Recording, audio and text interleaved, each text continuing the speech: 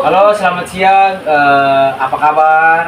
Hari ini kita bakal ngobrol tentang hal yang seru, yaitu di mana mengubah hobi jadi pekerjaan. Siapa sih di sini yang punya hobi yang pengen banget dijadikan profesi? Nah, di tempat ini kita bakal ngobrol sama King Ama,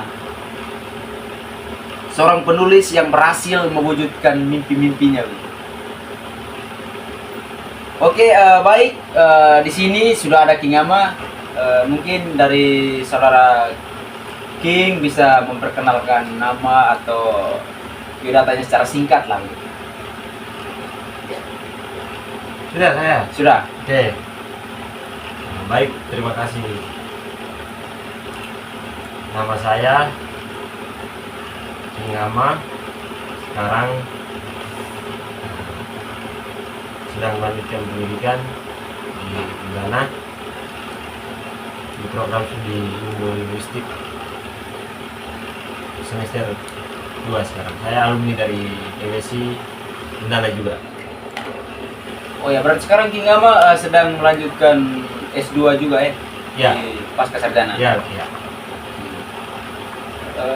Berapa mahasiswa di yang satu angkatan dengan King lah?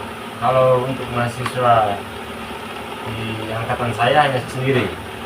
Wow, keren nih. Sendiri berarti cepat nih. Rencana wisuda kapan King? Tergantung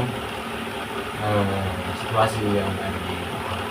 Oh iya, bagus. Tergantung situasi yang ada di lapangan. Oke, baik King. Di sini saya akan bertanya-tanya soal gimana King menjadikan hobi sebagai profesi begitu. Oke, baik sudah King. Kita akan mulai. Ada beberapa hal yang ingin saya tanyakan di sini. Yang pertama nih, bagaimana awal mula King tertarik dengan dunia menulis? Dan apa yang membuat King memutuskan untuk menjadikan karya sastra sebagai profesi gitu? Baik, pertanyaan ini sangat bagus. Di awal mulai karir penulisan ya. Waktu itu saya masih di SMA, salah satu SMA di Flores Timur, ada di Kecamatan Ulanggitang. Pasti Lembata tuh? Tidak, di Larang Tuka. Nah, itu SMA-nya namanya SMA Seminari Santo Domingo Hoke. Di Seminari Santo Domingo Hoke itu begitu banyak hal yang terjadi di sana, ada begitu banyak ruang untuk orang-orang bisa berekspresi, salah satunya di dunia penulisan. Memang awalnya berat bagi saya yang memang susah sekali beradaptasi dengan hal-hal yang seperti itu. Tapi pada suatu hari, saya lupa itu di tahun berapa, intinya ada teman-teman dari divisi minat dan bakat, mereka pergi ke Podor, Bukar Mading, Menjalin Dinding. Nah, setelah mereka pulang dari SMA Pelatihan Podor, mereka cerita bahwa selain mereka saling bertukar cerita, mereka juga kenalan dengan begitu banyak perempuan-perempuan cantik, begitu banyak orang-orang yang hebat di luar sana. Jadi saya kepikiran bahwa ternyata orang-orang nulis bisa keluar dan bisa bertemu dengan siapa saja. Dan memang waktu itu saya juga sangat suka sekali dengan tulisan. Banyak teman-teman yang tulis di samping-samping kelas, di tempel jadi mading, itu saya robek karena saya orang yang paling tidak suka orang menulis hal seperti itu. Tapi dengan adanya begini kan kita tahu seminar itu laki-laki semua. Iya. Dengan mendengarkan cerita seperti ini dari teman-teman bahwa mereka bisa bertemu dengan banyak perempuan di luar sana ya, atau teman-teman di luar sana yang memotivasi saya bahwa ternyata selain kita berhadapan dengan laki-laki semua, ternyata kita bisa bertemu dengan orang lain melalui tulisan. Nah, dari situlah saya memulai karir untuk belajar menulis dari situ. Di SMA Seminari Santo Domingo kelas 1. Dan disitulah pertama kali Nulis gitu. saya mulai karir menulis dan berkarya. Jadi kalau mau tanya kapan saya mulai belajar menulis ya Dari seminari. dari Seminari Santo Domingo. Wow. Oke, baik King. Ini ada beberapa pertanyaan lagi, mungkin kita lanjut saja. Pertanyaan kedua nih, apa tantangan terbesar yang King hadapi saat memulai karir sebagai penulis dan bagaimana King mengatasinya gitu? tantangan terbesar dalam memulai karir ini, sekarang kan kita masuk di era modernisasi yang sangat ketat. Artinya segala pergulatan semua orang sudah tidak lagi bersentuhan dengan hal-hal yang berhubungan dengan pementasan atau pengkaryaan, kayak kita beda buku, beda puisi. Nah, saya mengalami kesulitan di situ. Kita kehilangan pembaca. Nah, sebenarnya kan karya itu hadir karena adanya pembaca. Kalau menurut saya sih secara pribadi. Artinya kalau pembaca tidak ada ya sia-sia juga karya kita. Nah, tantangan terbesar saat ini ya kita kehilangan pembaca karena semua sekarang mengakses sesuatu atau mendapatkan sesuatu. Misalnya mereka mau membaca atau mendengar itu semuanya menggunakan aplikasi. Terus ruang-ruang pertunjukan itu kayak karya saya kan bisa jadi pertunjukan nih. Sepi sekarang, tidak ada penonton, bahkan penonton itu kita carinya sulit sekali. Nah, untuk menghadapi situasi ini ya kita sebagai pekerja karya itu, sebagai penulis kita harus bekerja terus, harus konsisten, tidak boleh berhenti. Karena saya rasa bahwa pengalaman yang kita kehilangan membaca, kita kehilangan penonton misalnya, itu salah satu pengalaman estetik bagi saya yang harus kita lalui. Jadi kalau bagi saya, ketika saya kehilangan hal seperti itu, kita harus berusaha karena ini bagian dari hidup kita. Bagi saya menulis itu ibu kedua lah dalam hidup saya. Jadi harus dipekerjakan terus. Begitulah. Keren. Jadi menulis ini bagi King nih ibu kedua begitu. Iya. Benar sekali. Bagus sekali. Berarti harus dijaga, dirawat, kita harus memberikan kasih sayang layaknya seorang ibu lah. Kira begitu ya King. Oke. Terus yang berikut, apa momen paling terkesan dalam perjalanan King sebagai penulis, dan apa yang membuat momen tersebut begitu spesial bagi King gitu? Misalnya ada yang menghargai karya King dengan cara membeli, dan ketika membeli kita tidak mungkin menilai nominal uangnya berapa, tapi bagaimana orang itu mengapresiasi karya kita tuh King. Iya.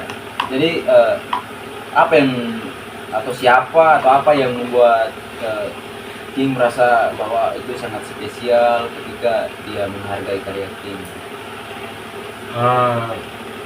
Untuk karya itu yang menurut saya yang sangat spesial ya, itu salah satu karya yang beberapa belum sampai 2 tahun atau 3 tahun lah. Itu karya yang sangat membuat saya sangat senang, sangat bahagia. Itu karya monolog Universitas Uniba. Wow. Nah, itu sangat membuat saya merasa sangat senang karena di situ kita kerja tim. Kerja tim ini bukan hanya mahasiswa saja, ada juga dengan dosen, dan dosen juga ikut menggarap itu.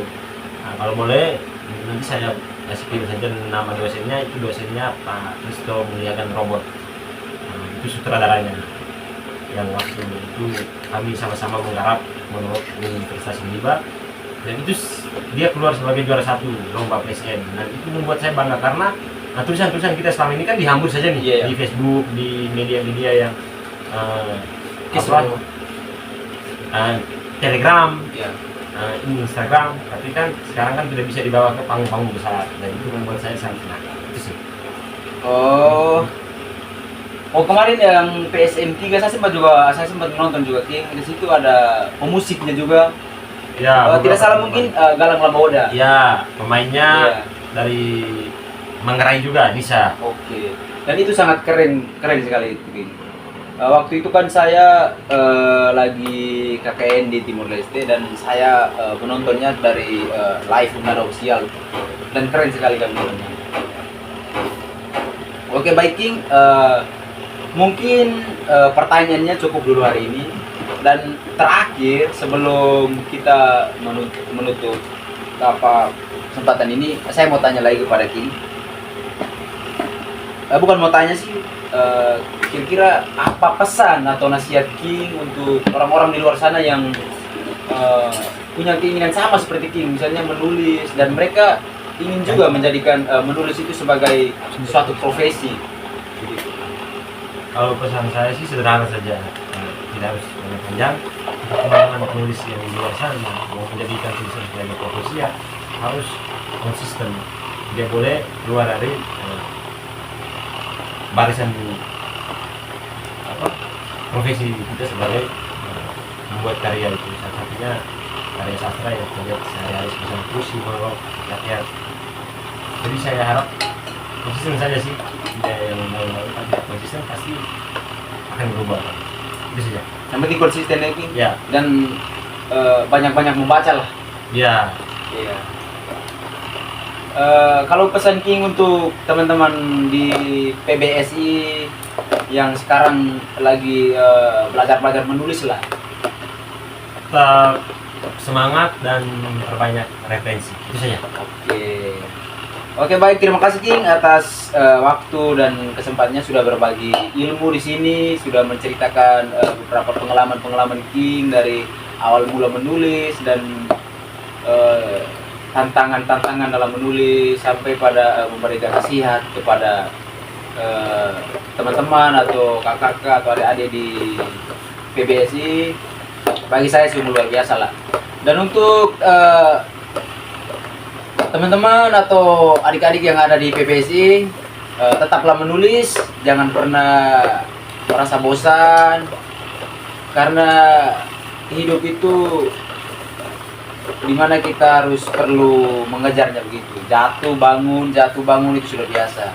Jadi jangan sekali jatuh langsung tidur. Kira-kira begitu King ya? Ya. Oke, baik, mungkin hari ini kita sekian dulu. Mungkin di lain kesempatan kita akan berbicara lagi dengan King atau dengan siapapun itu yang bisa berbagi cerita, yang bisa memotivasi kita dalam hal menulis atau apapun itu. Oke King, terima kasih banyak untuk kesempatan hari ini. Oke, selamat siang. Jangan lupa menulis.